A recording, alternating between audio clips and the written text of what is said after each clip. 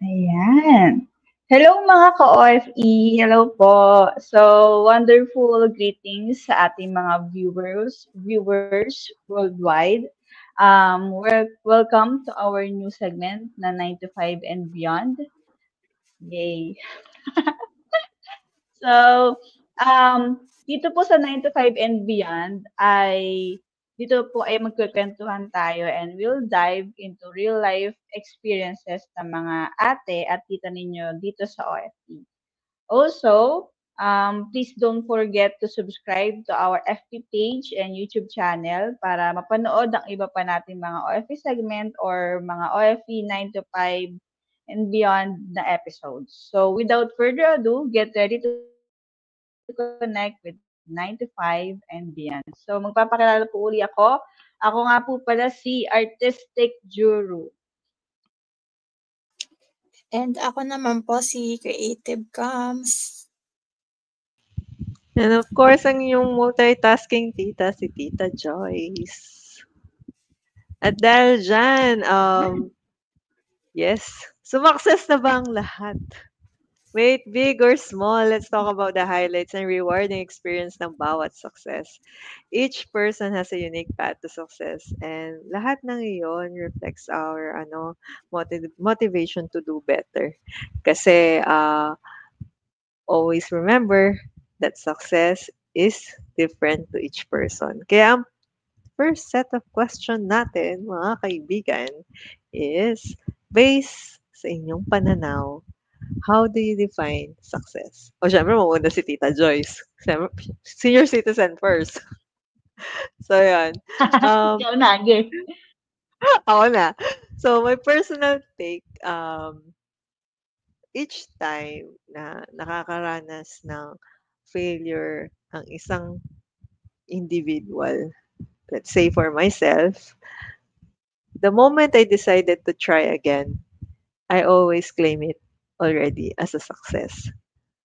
Kasi pouring your heart na kahit na-discourage ka na means you're always trying and you're always believing na kaya mo. And nag-a-affirm lang yon na yung gusto mong mangyari na yon is already a manifestation na baka ito ba talaga yung para sa'yo? Alam mo yun? Baka kasi wake up call din yon na sa ibang bagay ka pala success. So, for me, each time na I'm failing into something, it opens a new path. Kasi, sasabihin ng iba, pag nag-try ka, isa lang naman yung path niyan. It's either your goal or babalik ka doon sa zero. Actually, hindi. Sometimes, yun yung nagsisilbing way. Let me share an experience.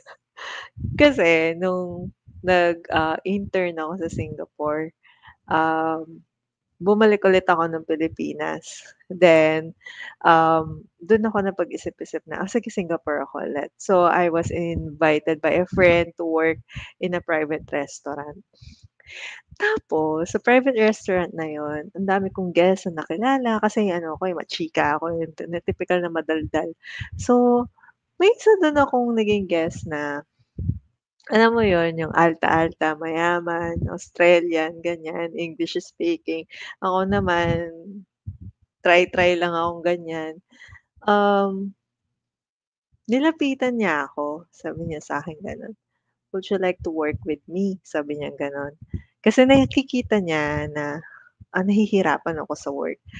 However, during that time, sabi ko, may utang na loob ako do'n sa boss ko na 'yon, na nagbigay sa'kin ng work permit.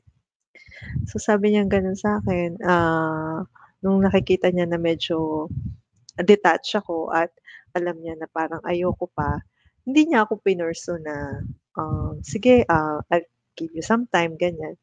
However, nung nagfe-fail na yung health ko do'n sa work ko na 'yon, nakita ko na opportunity na mag-work do'n sa company nila. Then na-realize ko na meron silang leave benefits, meron silang hospital benefits na wala ako doon sa, um, dati kong boss. I'm very much thankful to him, however, hindi kasi yun provided, limited siya. So, nung nag-decide na ako ulit na mag-try dun sa new company na yun, I found out na asawa pala siya ng CEO. So, windang site nung during the interview, sinabi sa akin nung, magiging boss ko na nakakakilala dun sa asawa ng CEO na she actually convinced me to, meet you personally kasi, nakita niya na may potential ka. Actually, nung narinig ko na yun na may potential ako, para sa'kin I already, um, anong tawag dito, claim it as a success na baka ito talaga yung para sa akin. So, tina-try ko kasing i-love yung isang bagay noon, which is yung, um, una ko naging work sa Singapore. However, hindi siya nagwo-work for me. So, nung time na may dumating and, nandun pa rin ako dun sa same environment na yun, it opens a new path for me. So, um, ganun yung nagiging reasoning ko ngayon, kasi ibang-iba na yung environment ko ngayon. Sabi kong gano'n, siguro, Lord, itong ginagawa ko ngayon baka isa lang kasing nasa isip ko, eh, ito kasing gusto kong mangyari. Pero dahan-dahan niya akong binibigyan ng ibang, alam mo yung ibang pangarap. Baka hindi Mm. talaga ito yung gusto ko. Parang masyado ako naka-fix dun sa isang bagay, tapos, come at a time na every time na ita-try ko na nandun pa rin ako dun sa same environment I'm trying, ino-open niya yung ibang ideas for me. Sabi ko, parang para ako dun, yung gano'n. So, I think he's taking his time with me and I hope he's gonna be patient. So, ikaw, Jurs, para sa'yo, how do you define a success? Ayan, thank you Ate Joyce. With ano pa 'no, with, sasabihin mo yung experiences, nagkwento na experience. Um, Ako simple lang, eh, surprisingly simple. Surprisingly simple. Yung makatulog po everyday. Yung makatulog ako ng maayos everyday kasi hindi ako nakakatulog ng maayos 'pag meron akong wino-worry. So, yun para sa'kin. Hindi, pero seriously parang I think it's more about ano, peace, yung peace and balance in life na, um, dati 'di ba sabi ko nga po, wala akong balance, sobra-sobra ako dati, ganyan. So, ngayon kapag nakakatulog ako ng maayos, parang alam mo yun, success everyday na. Parang success na ako makakatulog ako kasi nga success ako ngayong araw, gano'n. Parang sa'kin success isn't just parang achievement or parang project ended, project done, gano'n or goals.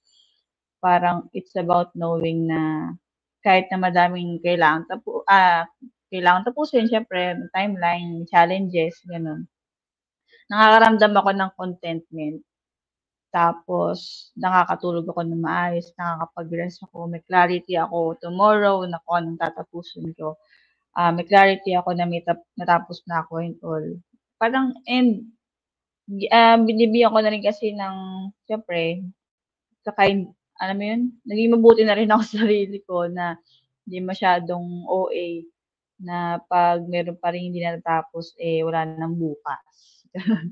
Pero ayun, um, parang I feel I'm truly living successfully kapag yun nakakatulog ako everyday. So, kahapon, yung isang araw, hindi ako makatulog. So, ibig sabihin so yun, di talaga ako makatulog nun, kaya wala akong success that time. Kahit marami ako natapos parang feeling oo, alam mo yun, parang kahit ang dami kong natapos talaga, ang dami kong natapos sa yung mga hindi ko naman talaga ang dami kong talagang natapos. Pero, um, wala akong peace, sobrang ano ako, nawiwindang na. Sabi ni Camille kagabi, "Ate Jo, matulog ka na, matulog ka na kaya?" Hindi na niya ako nakakausap na maayos. So, kahit marami akong natapos, pero sa dulo ng gabi talagang bangag-bangag na ako. So, parang ayun. Pero nakatulog naman ako kasi natapos na lahat. Yung mga sa tingin ko, at that time is pinaka-urgent na kailangang matapos. Ayun po. Ikaw, Camille. Ayan, so grabe naman yung mga sharings niyo. Actually, itong question na 'to, ito din talaga yung, question ko lately sa sarili ko or question ko din kay Lord. Kasi yun na nga, 'di ba, na-share ko din na as a jack of all trades, ang dami kong gustong gawin. So, sa gusto kong gawin siyempre may expectation ka na magawa mo siya kasi gusto mo siyang gawin, eh. Pero dumating na talaga ako sa point na kapag ba nagawa ko 'to, masa-satisfy ba ako or yung ba yung success talaga? So, parang ayun yung inaano ko, kine-question ko kay Lord. And then lately, parang nare-realize ko na hindi pala dapat gusto ko lang. Dapat ano ba yung dapat kong gawin? Kasi 'pag gusto madami yan, eh. Pero yung dapat, it depends on the situation, the moment. Ibig sabihin, kung ito yung hindi ko rin po makalimutan na sinabi or tinuro sa'min ng philosophy teacher namin before senior high school. Ibigay mo lang yung hinihingi ng pagkakataon. Kasi if you think more and more and more about the future, kasi lately talaga diyan talaga ako na ano, kasi nga ang dami kong gustong gawin. Sabi nga sa'kin ni Ate Joro, "Ang dami mong task, parang ano, parang" 'di ba kapag nagse-send ako ng task sobrang dami, ganyan. Although minsan natatapos ko sila, ta's ang nangyayari kinabukasan wala na, lupay-pay na ulit ako. Basta natapos ko na yung isang araw, parang alam niyo po yun, nangako ka sa sarili mo mag-e-exercise ka, isang araw ta's pahinga ng 1 month, yung gano'n. Parang gano'n, ganyan yung feeling. So, para sa'kin hindi siya okey. So, tapos lately parang yun na nga, parang napag-usapan din namin 'to kasi every week kasi nagde-devotion kami sa bahay, 'yan kami nina Ate Joro. Yung na-share ko din sa kanila yung about sa, um, mga revelation sa'kin ni Lord, ganyan. Napag-uusapan namin 'yan. So, meron 'di ba sa Facebook may memory, yung memory kineme, ganyan. Ta's may nag-memory dun na kasi nga kine-question ko na, "Lord, ano ba yung success?" And then lumabas dun yung parang picture na obedience is success. So, parang sa'kin, parang na-realize ko na, oo nga 'no, I just need to obey God, kung ano yung plan niya for me, kung ano ba yung mga dapat kong gawin, hindi sa gusto ko lang. So dun, parang doon mo para siyang mapu map masasabi mong success kapag na-fulfill mo yung purpose mo, parang gano'n. Hindi lang siya sa goal, hindi lang siya sa although yung 'pag nakamit mo yung goal mo, mostly 'di ba, at kaya dapat yung goal natin is aligned din talaga sa purpose natin. Kasi ayun na yung pinaka-fulfilling part. So ayun yung sa akin and, super duper talagang helpful na ipag-pray sa Lord. Kahit maliit na bagay lang yung about sa success na bawat isa sa atin.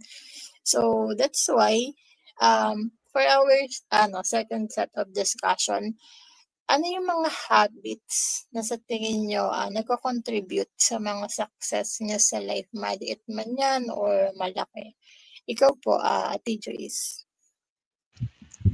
I think, puwede ko siyang ihalin tulad dun sa sinabi ni Jurs is, kanina sabi niya yung makatulog ng maayos.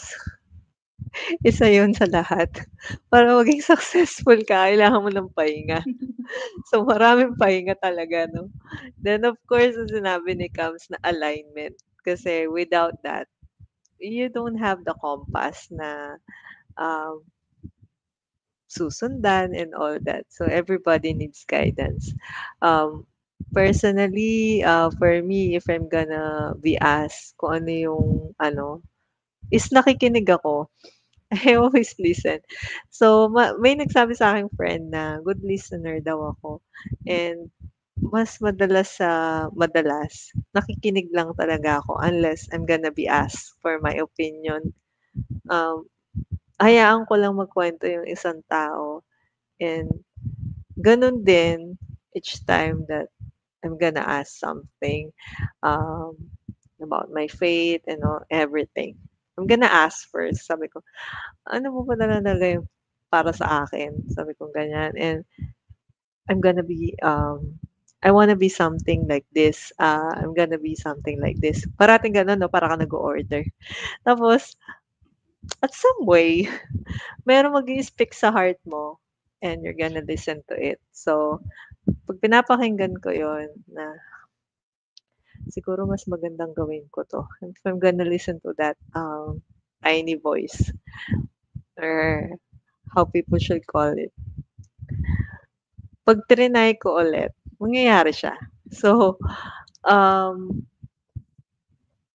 that listening is, um, varies in many ways. It's either I listen to my mom, I listen to the people I care about, I listen to you guys, I listen to those, people na nakikita ko na they're also trying. So, hindi naman lahat ng alam ko ay galing lang sa akin. Most binibigay lang din yun sa akin. So, each time that I'm gonna try something is because someone advised me to, and I take that advice, wholeheartedly kasi I always want to be teachable. So, may mga bagay akong hindi alam, magtatanong ako, makikinig ako kasi hindi ko pa yun alam. So, a part of me curious, yes, pero most of the time I always listen. I always listen before I speak kasi um, magandang nakikinig. Ang dami ko natututunan. Ayun, and for you, Jurs, ano yung mga habits na tina-try mo para makamit ang success? Madami, pero walang natuloy. Nag-ano pa ako, nagbabasa pa ako nung ano, yung habit, ano ba yung, teka nakalimutan ko yung book ng about sa pagbi-build ng habits. Pero hindi ko siya natutuloy talaga. Pero, um, ang, pero para sa akin na lang, para hindi ko masyadong apihin ang sarili ko, pag hindi, hindi ko natutupad yung mga habits na yan, is yung self-care talaga. Hindi lang tulog, pati talagang kabuuan, ganyan. Kasi parang ikaw mismo yung parang responsable sa success mo. So, ikaw rin yung dapat unahin na alagaan. Na kapag kasi maayos ka, di ba, physically, emotionally, spiritually, parang mas kaya mo mag-decide ng tama. Tapos makapag-focus sa goals, makapag-perform na maayos everyday, ganyan. Kaya parang self-care isn't just pampering or adding habits everyday, yung pagsisipilyo, pagliligo. Parang hindi naliligo everyday, no? It's investing talaga in yourself para mas maging effective ka sa lahat ng aspeto ng buhay mo. So, self-care and all. Pero meron akong i-share na ano ko lang, na panood ko lang kanina sa Reels. Sabi daw, ano, ang pinaka the best daw na habits na maano mo sa sarili mo is kapag may sinabi ka na gagawin mo is nagawa mo, parang gano'n. 'Pag sinabi mong gagawin mo 'yun or tatapusin mo 'yun, alam mo 'yun, parang self-betrayal daw kasi is ayun yung baba ng self ano mo, self self-love, pati self-trust mo sa sarili mo is dapat unang-una iti-trust mo yung sarili mo eh. So, every time na may sinabi kang ganito gagawin mo, dapat gawin mo siya every time. Which is, ang sakit. Diyos. Ang sakit sa akin nun kasi minsan, hindi ko pa naiisip na kaya ko ba 'tong gawin. Nasabi ko na, sige mamaya, ganun. Or sige bukas, ganun. Tapos hindi ko siya nagawa. Lagi akong ganun eh. So, ang dami ko kasing ginagawa. Akala ko kaya ko lahat. So, ayun. Ayun yung i-add ko na na i-habits. Kahit na hindi technical na ganito yung gawin, mag-exercise, maganito. So, every time na meron akong sasabihin, dapat pag-iisipan ko muna kung kaya ko or hindi. And kapag sinabi ko yan, dapat i-fulfill ko. Para every time na susunod na kung ano man yung gawin ko sa buhay ko, is meron akong confidence sa sarili ko or magdagdag man ako ng habit sa sarili ko. Meron akong confidence sa sarili ko na gagawin ko siya and kaya ko siya. Ayun. Ikaw, Kams. Ayan. Super agree po ako sa mga sagot ninyo. Wala na akong sagot. De, joke lang. Ayun nga. So, sobrang, kung ililist ko din talaga, yun din talaga yung mga ililist ko. Tapos, ayun din, katulad din ng answer ko sa number 1, ay yung obedience, yung patuloy na pagsunod talaga sa plan ni Lord. And then second is humbleness. Talaga, humbleness. Ito talaga yung sabi ko nga sa kay Ate Jero, siguro talaga naging mayabang ako. Yung parang kaya ko 'to lahat, ganyan. Kaya ko 'to gawin lahat, gano'n. Yung gano'ng part kasi 'pag sinabi kasi nating mayabang iniisip lang natin yung parang nagyayabang ka gano'n eh. Meron din puwede din pala yung gano'n na parang inaano mo na parang ikaw na yung sarili mong God, gano'n, which is wrong. So, parang na-realize ko kasi 'to before, sa teenage phase ng life ko talaga. Nung nandun ako sa moment na yon, hindi ko nare-realize na sumakses na pala ako, yung gano'n, sa phase na yon. And then, siyempre ngayon, new phase na siya. So, parang nilu-look back ko, anong meron that time na wala ngayon? Bakit that time parang everything is working out, parang gano'n. Yung hindi ako nag-iisip about sa needs or dumarating na lang talaga sila, as in. Kumbaga halimbawa sa school, may exam, hindi ako nagre-review, pero nakakapasa, yung gano'n. Hindi ko nga alam, tapos ko alam kung paano ako naka-graduate eh. Yung mga ganyang sitwasyon. So, parang always average lang. Pero, alam mo yun, sumakses ka na pala talaga. So, inaano ko siya, parang binabalikan ko siya. And yung humbleness talaga yung nakita ko. To the point na hindi mo alam na sumakses ka na pala sa sobrang humble mo, ganun. So, yun din yung parang gusto kong i-apply or ina-ask ko pa si Lord, paano siya in the space of life na nandito ka sa adulting. Kasi iba kasi yun eh. Kumbaga yung environment nun, nasa school ka pa lang, ganon. Kumbaga sa research, siya, small variable siya. Di ngayon, malaki na yung kailangan mo na variable para dun sa mo. Bakit napasok yung research? Hindi ko alam kung ba. Ayan. Diba? Kala mo naman nag-research. Ayan, no? So, ayun po, parang na-realize ko, okay. So, kailangan ko palang, parang yun yung kailangan ko pang ma-discover is yung humbleness in this era. And the last one din to siguro, di pa last one, parang last two. Last two is discipline and consistency. Yan ang sobrang hirap nun gawin. Sobrang hirap nun gawin, pero kapag nagawa mo yun, talagang papaldo ka. Paldo-paldo ka naman. Success is life talaga pag may ganun na. So, ayun po yung akin. Thank you po.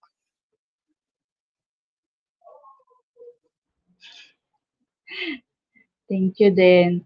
Sobrang, alam mo yun, ang simple Ang sisimple natin.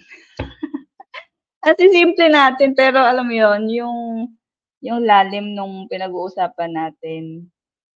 Pati yung question din simple pero ang lalim niya kung kung i-a-apply natin ng maayos. Kasi noon akala natin, habits ano lang 'yan, gano'n. Pero kapag yung nasa adulting na tayo, yung mga simpleng bagay ano na ngayon, parang ayun na yung success para sa'tin.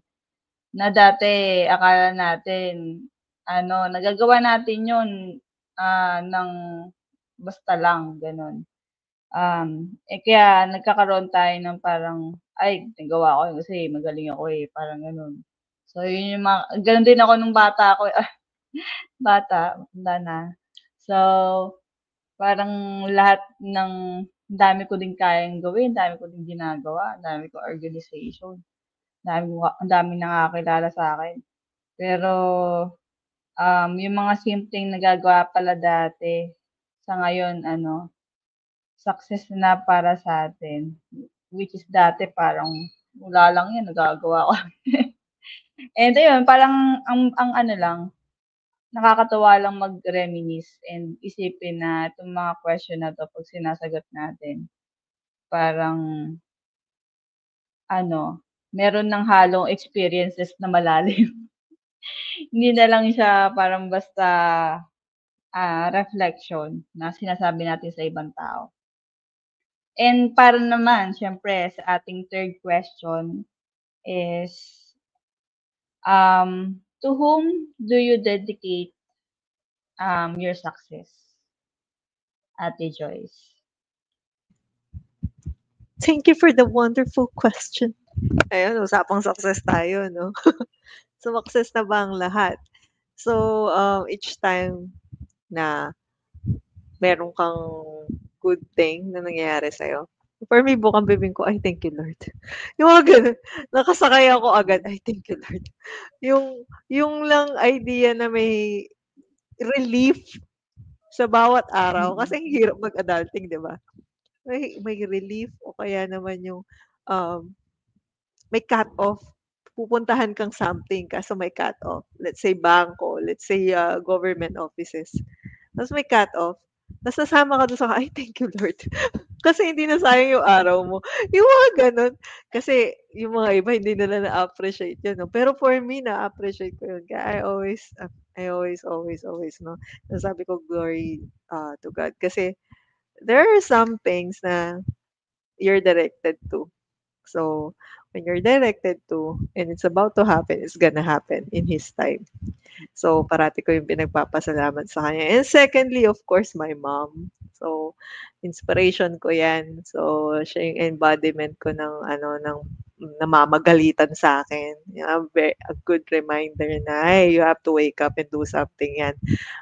And also, an inspiration for me to do better every day kasi, she's aging, of course, and I want to let her see, na hindi naman pala ako talaga suwail na anak. So yun. Ayun lang for me. Ikaw, Jurs, kanino mo dine-dedicate ang iyong success? Ayun, unang-una sa Lord, siyempre. Kasi without Him, 'di ba, wala yung lahat ng blessing na 'to.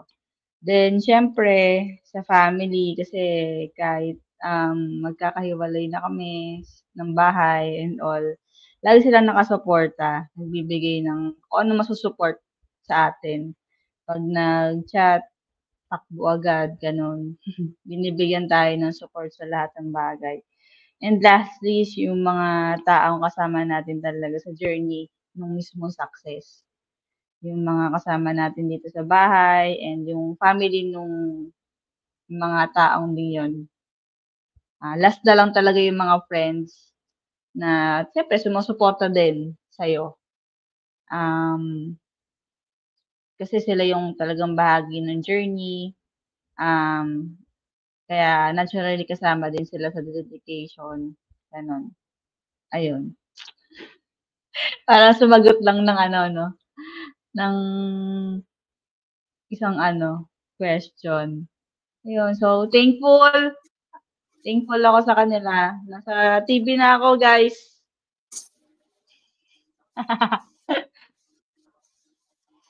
Ayun, sa'kin parang copy-paste lang sa inyo both. Parang ayun din talaga, yun din talaga yung pinaka-dedication ng success before nung medyo bata pa ako. Kasi before ng ano ba, bata pa rin naman ako. Pero siguro nga before, parang ang ano ko kasi dedication ko ng success, parang more on sa ano lang paligid lang eh. Kasi ako din yung type of person na walang wala akong masyadong goal dati. Pero right now talaga na-realize ko, especially as a Christian and ambassador of Christ, I should always dedicate it to God talaga. Iba talaga yun, 'di ba nga, when we pray, we must adoration talaga kay Lord.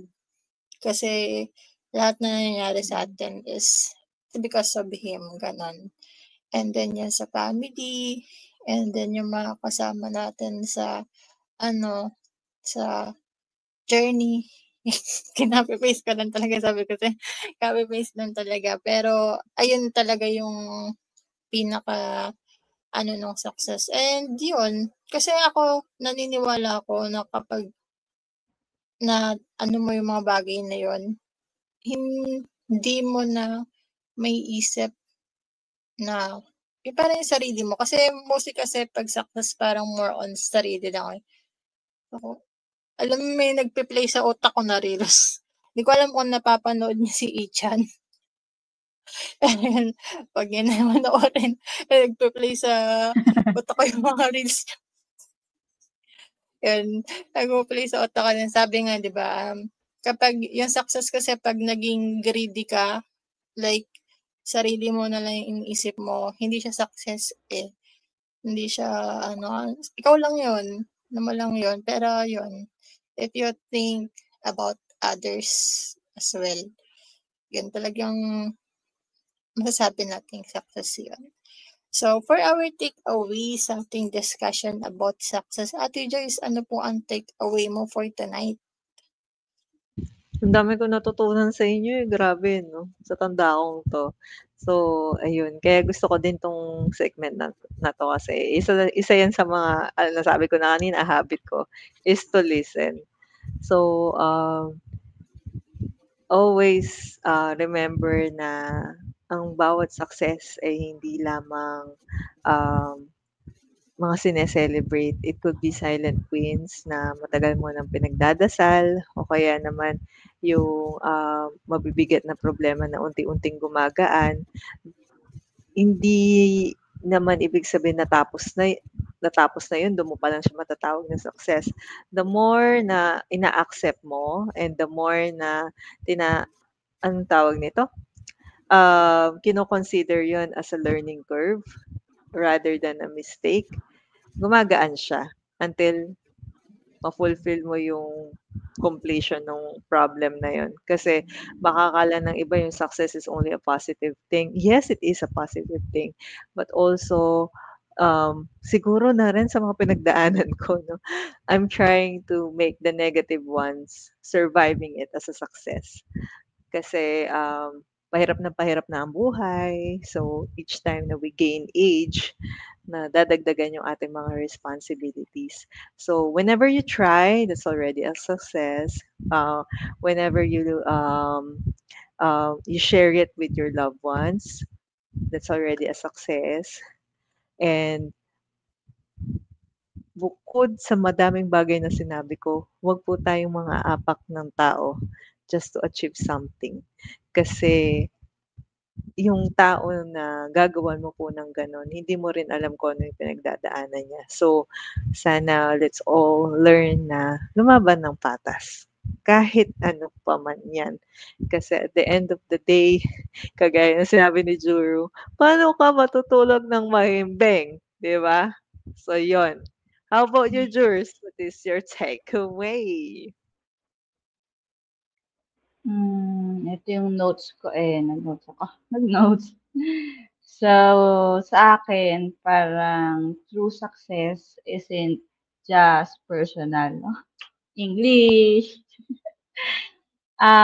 It's not only about what we achieve for ourselves kasi.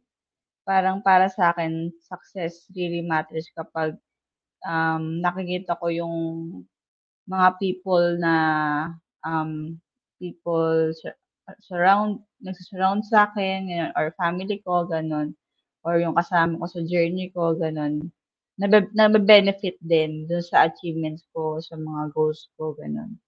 Kahit yung simpleng pagtulog din, kasi kapag nakakatulog ako, parang nakakatulog din sila. Mga gano'n. Kasi kahit yung gano'n naman talaga kasi nga nahihirapan ako matulog and all. So, siyempre maingay ako. Kasi sila nakakatulog. Maingay ako, ang dami kong ginagawa, ang dami kong inaayos, gano'n. So, kahit do'n sa bahay gano'n din, 'pag di ako nakakatulog gising din yung iba or parang gano'n. So, gumagawa din sila ng paraan para maging maayos akong matulog.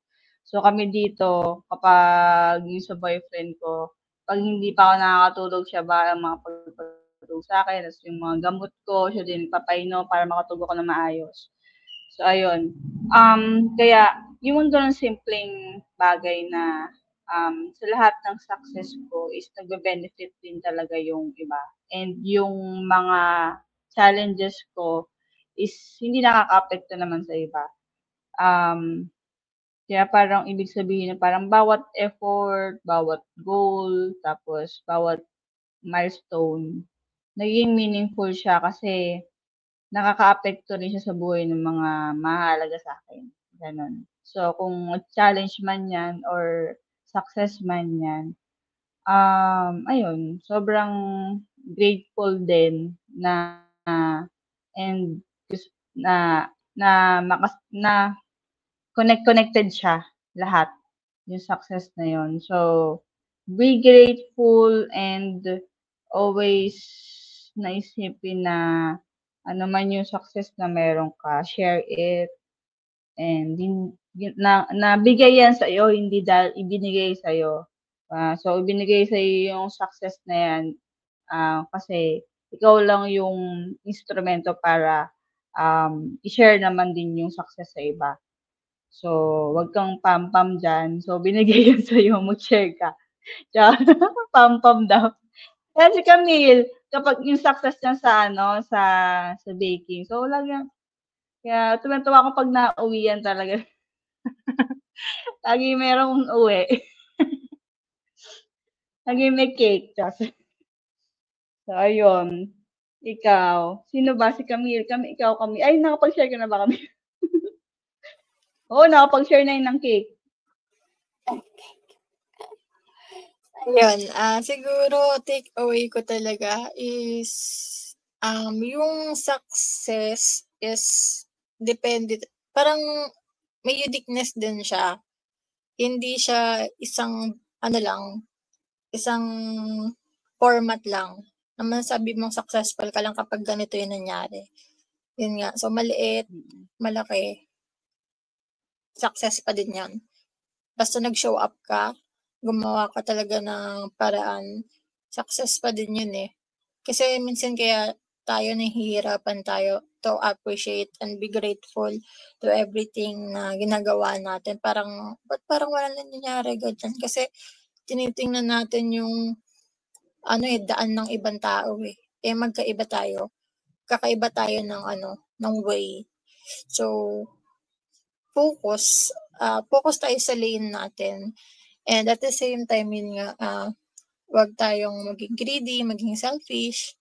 Yan, mahirap yun kapag kapag mostly pag malapit ka na doon, sabi nga, 'di ba?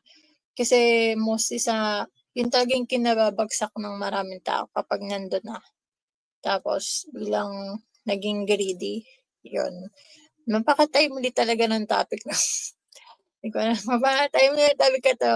Kung naiisip niyo yung naiisip ko. Anyways, ayun. So, Ano yan? syempre, Kwento mo yan. ayun, wag na. So, yun. we must mas maganda talaga ang success kapag may unity, no? Pag magkakasama natin yung nasa paligid natin. Hindi lang yung ikaw mag-isa nasa tuktok ka. Ang hirap nun. Parang kung nandun ka na, tsaka mo lang marirealize na hindi pala to yung success na tinatawag. So, yun na nga. Thank you so much sa ating mga takeaways. Grabe.